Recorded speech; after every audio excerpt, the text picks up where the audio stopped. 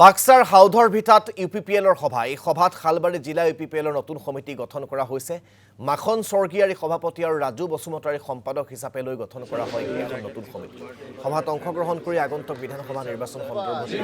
গুৰুত্বপূৰ্ণ মন্তব্য আগবঢ়াই ইউপিপিএলৰ সাধাৰণ সম্পাদক ৰাজকুমাৰ নাৰ্জাৰীয়ে বিটিআৰৰ 15 সমষ্টিৰ লগতে বাহিৰৰ 10-12টা সমষ্টিত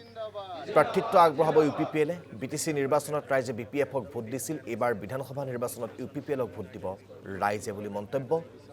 নেতাগৰাকী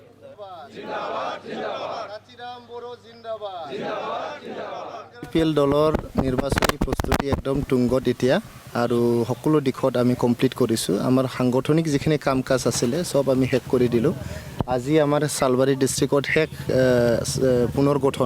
সংগঠনৰ পুনৰ্গঠন বা ৰিচাফল এইটো আমি কৰিলোঁ সালবাৰী ডিস্ট্ৰিক্টৰ নতুন সভাপতি পাবলৈ সক্ষম হ'লোঁ নতুন জেনেৰেল সেক্ৰেটাৰী পাবলৈ সক্ষম হ'লোঁ তেনেকৈ আমাৰ দুটা ব্লক কমিটি আছে সালবাৰী ডিস্ট্ৰিক্ট অন্তৰ্গত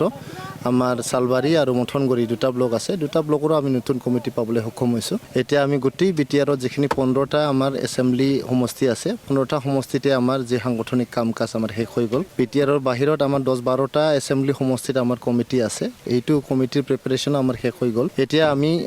শান্তি আৰু সমন্বয়ৰ যাত্ৰা উলিয়াই আছোঁ প্ৰথমবাৰ আমি বিজনেছ বহুত ডাঙৰকৈ 10-15 হাজাৰ মানুহ লৈ পেলাই যাত্ৰা উলিয়ালোঁ সেইদিনাখন আমি টংলা LSCৰ আণ্ডাৰত বহুত হাজাৰ আমাৰ সমৰ্থক লৈ পেলাই আকৌ যাত্ৰা আমি তাতে কৰিলোঁ শান্তি আৰু সমন্বয়ৰ পৰহি 21 তাৰিখে আমি ওদালগুৰিৰ পৰা দত্তমালৈকে কোকৰাঝাৰৰ দত্তমালৈকে বহুত ডাঙৰ এটা ৰেলী প্ৰায় 1000 কাৰ ইনভলভ কৰি পেলাই কাৰ ৰেলী এটা হ'ব আমাৰ যুৱ শাখাৰ নেতৃত্বত এইটো কাৰ ৰেলীটো হ'ব গতিকে আমি নিৰ্বাচনৰ যিখিনি কাম কাজ এইটো আগুৱাই নিছোঁ আমি